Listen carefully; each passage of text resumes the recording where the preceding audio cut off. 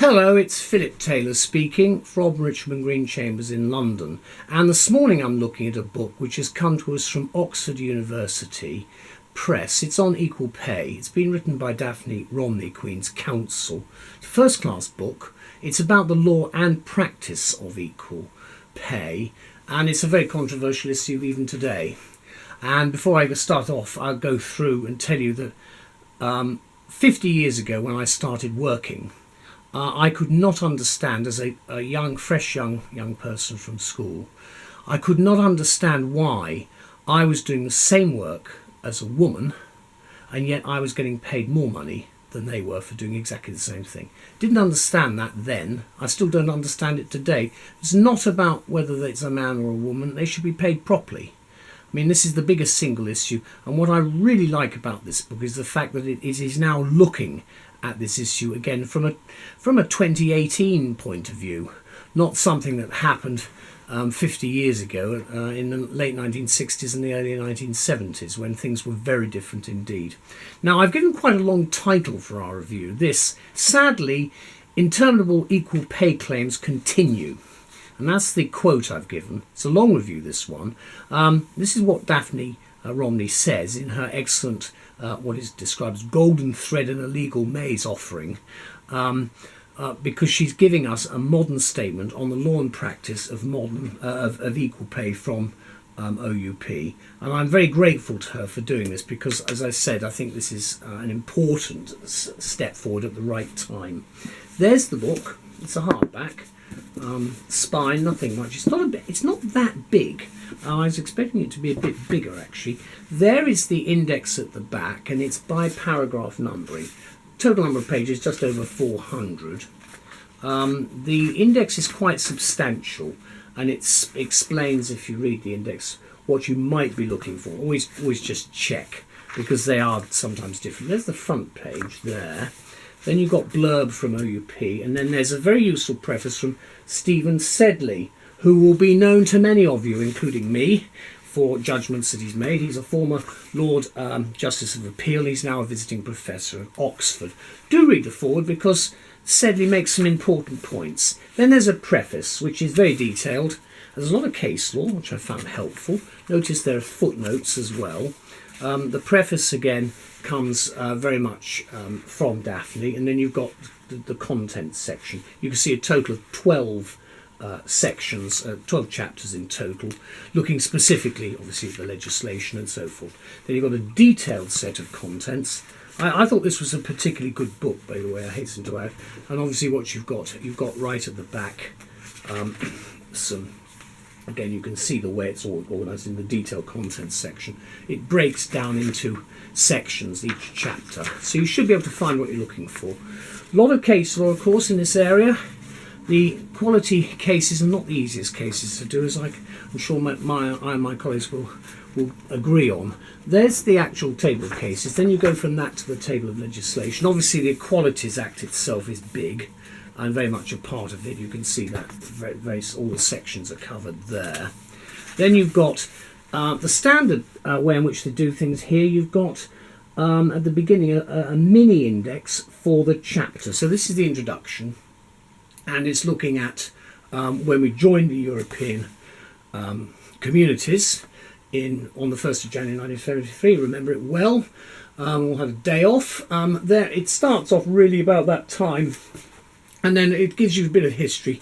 Then we get into where we are today. And obviously, it's a detailed book, as you can see. Paragraph numbering is at the side, and you've got the footnoting at the bottom. This is a book which I found very helpful. A lot of cases, very useful. If you have got, as a practitioner, problems with an equality case, this is a book that I think you might find helpful, because it gives some new direction on where we're going, because at the moment, whilst we do have some fairly substantial and robust legislation with respect to Harriet Harman and co, there have been a number of holes within it, and of course some areas are very difficult to legislate on in any event. Anyway, let me just develop the theme about why I think this is a good book, because if you just pick up any newspaper any day of the week, there will probably be a at least one story somewhere about the continuing unfairness concerning pay rates for the job, mainly based on whether it's about a man or a woman. I hasten to add there are lots of other reasons, but there is the main gender problem. And yet, we still do next to nothing about this glaring inequality in many areas of business. And that's just in the United Kingdom. It's not just a question here, of course, it's much wider than that. And it's a major problem. It's time something was done about it. And this book will help. That's why really we welcome the book from OUP. The title basically, and this is her mission statement, seeks to guide litigants on both sides through the quagmire, and that's what Daphne Romney Queen's Counsel says, explaining that the law and procedure to be followed, particularly in the field of mass equal value claims, is one that she looks at very specifically. So do begin by reading Sedley's preface before you embark on the book itself, because he sets the scene, I think, brilliantly. And of course he's well known to many of us for his forthright views. Can I also say that that's where I got this rather nice little quote, golden thread in a legal maze. It's I think he was borrowing that from Rumpole, but perhaps he wasn't, I don't know.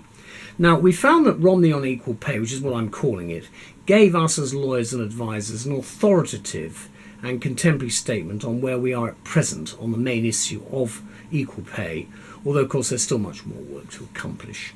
And as Romney says, the legal landscape for equal pay has evolved significantly in recent years, and of course the perception of equal pay continues to be raised by the introduction of compulsory gender pay reporting in the form of the Equality Act 2010, that's gender pay gap information, the regulations 2010, and of course the Equality Act 2010 specific duties and public authorities regulations 2017. Of course we're talking here very much about the public sector. Sadly, we still have shameful inequalities in places, but some legislative measures have worked. And I do actually, whilst I made comments about Harriet Harman and others who pushed the legislation through in 2010 prior to the end of the Labour government, the point I would make is that you've got to start somewhere. And in fact, it has to be in the state sector. It's always going to be much more difficult in the private sector, but I understand that if you don't start, you're never going to achieve anything. Now, case law authorities, which are abundant throughout, involve high-profile equal pay claims against employers in the private sector, and they're blazing their way for similar claims to be brought by other women employed in typically female jobs against comparators employed in typically male jobs in any company or business. And it's really about, we used to have it in the civil service, the pay research unit, which was a comparison between the state and the private sector to get some idea of how much civil servants should be paid. But you've got the same thing, you've got to have the comparator, but the comparisons, they call them comparators here, but the fact is that you've got to have, the day will come when people are paid irrespective of gender for the job, and it should be, if it's the same job, whether it's man or woman, it should not make a difference as to what money they get. Equal Pay then, the book, is rightly described as a comprehensive guide to contemporary practice in this field. A brief overview of the reasons for the existence of the gender pay gap is followed by a comprehensive explanation of the law and examination of the current 2017 regulations, based, of course, on the Equality Act 2010. The work offers us detailed and practical assistance on conducting and defending equal pay claims. Again, I think that's useful from the practitioner's point of view.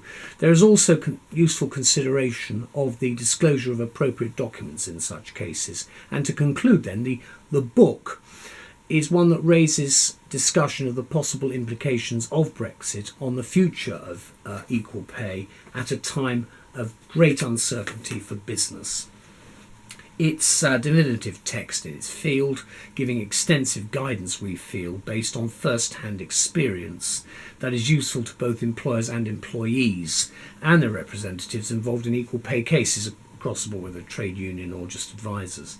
And we consider also that the book will rapidly develop as an essential purchase for practitioners and undergraduates, as well as researchers, employees, employers, human resource personnel, journalists, trade union leaders and so forth, with a professional interest in the law and practice of equal pay.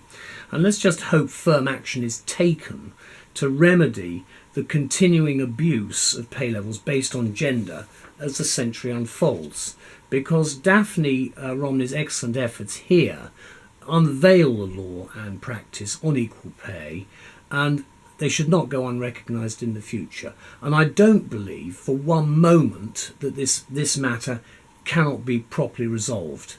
It's down actually to men to deal with, not women. It's down to the men to deal with this and make sure and insist that people get paid properly and equally for what they do. And the book was published, and I say as a first edition, on the 15th of August 2018. And as you gather, I was very pleased with this book. I think it's an excellent book. Let's look at it again. There's the front, and then there's the spine. Now, what I will do is just show you, opening it up, general principles here on factors and specific defences.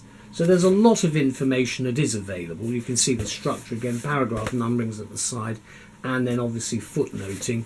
And you've got, as I say, I think, again, quite useful practitioner information. Gathering information, always a problem, because people will start hiding. Thank you very much anyway to Daphne and everybody at OUP for an excellent book. Bye-bye.